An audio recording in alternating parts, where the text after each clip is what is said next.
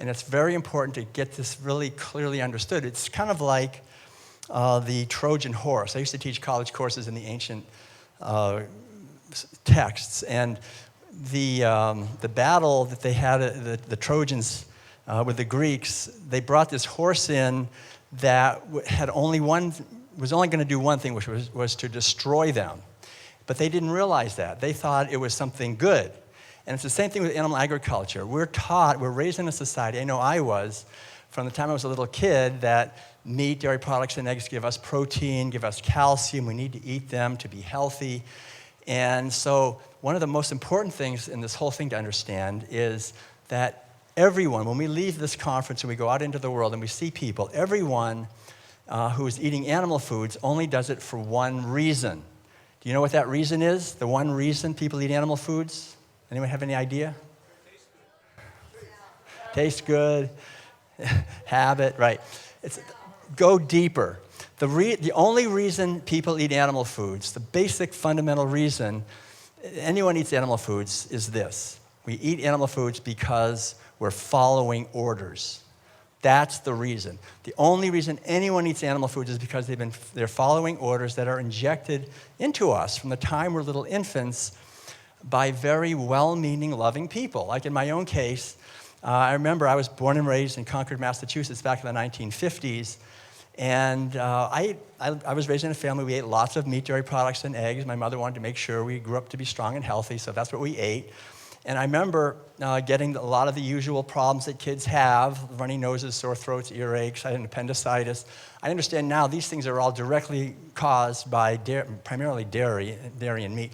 But the underlying thing to realize is that I was eating those foods because I was born into it. If we go to any grocery store, just go to the baby food section and look at the little jars of food, you'll see you'll see meat, and you'll see beef and cheese and chicken and all these foods. So as little kids, we're eating these foods, and we don't know what we're eating. I didn't know what I was eating when my mother said we're having bacon. I was the first one there at the table because my mother said we're having bacon. I knew I loved bacon because it was all that fat, all that salt, yum, yum, yum. It was really good. But if I had known what it was, if my mother had told me, like in the Taoist tradition, we're taught to call things by their true names. But we don't do that. We don't call things by their true names. We just call them by other names. And so we're eating bacon. I was eating it, and if she had told me that I was eating the flesh of an animal who had been confined her entire life in a small cage, banging her head against the bars, and then was dragged out and was screaming as they cut her throat and so forth, I would have thought, no, I don't even want to hear about that. You want me to eat that? Can I have some oatmeal and a banana? Maybe something else?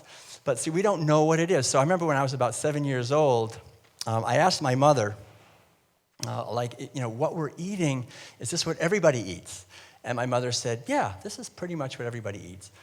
And then she left, and then she came back and said, I'm sorry, that's not totally true.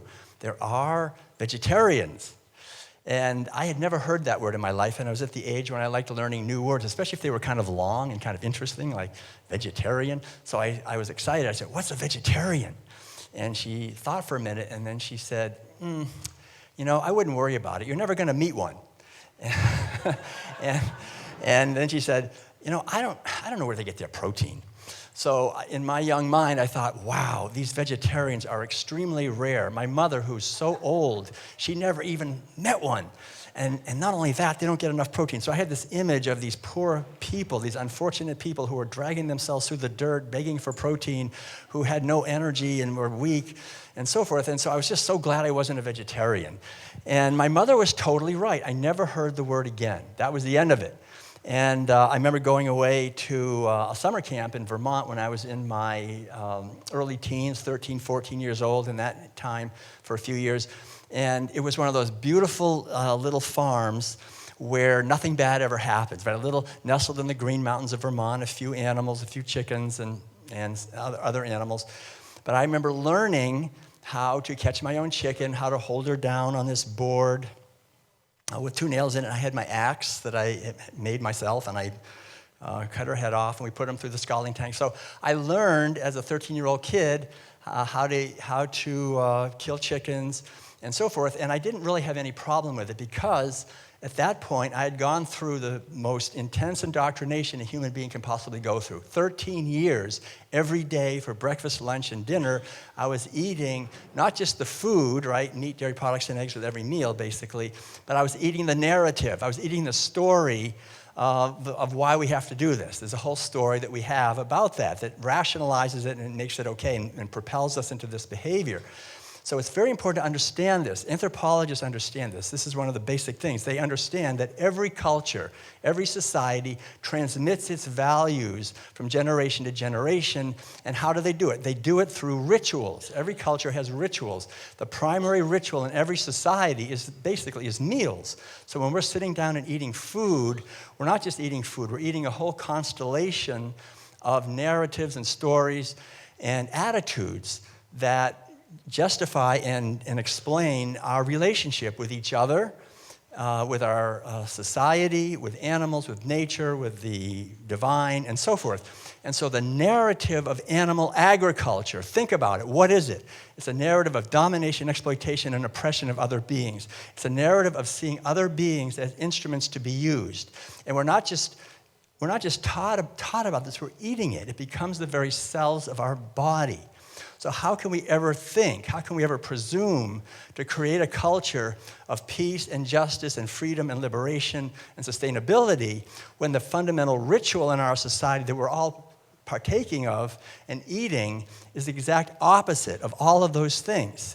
It's a ritual of destruction and of killing and of sexual abuse and of stealing, and of having no respect for other beings, essentially. And so this is the fundamental transgression in our society that is invisible.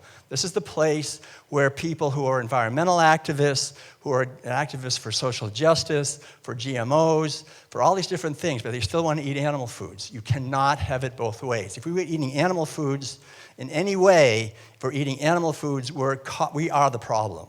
Because animal agriculture is the fundamental template at the deep level of our consciousness in our society. So this is the thing that we have to really, I think, we're called at this time to understand. And so in my world, when I was a kid and I was killing that chicken, I knew I was doing a good thing. I thought I'm really doing what Jesus wants me to do, what God wants me to do. I'm a man now. It's kind of a coming of age thing. I can kill my own chicken, and I'm a man now. And so the thing to understand is that underlying that was the story. I knew from all these years of eating animal foods that God gave us these animals to eat. They don't have a soul. They taste good. If you don't eat them, you're definitely going to die within 24 hours of a protein deficiency, right? That's it. See, the whole point here is we don't have to blame anyone. This is a systemic, it's a wound. We're all wounded by this. All of us, our basic intelligence is just shut down.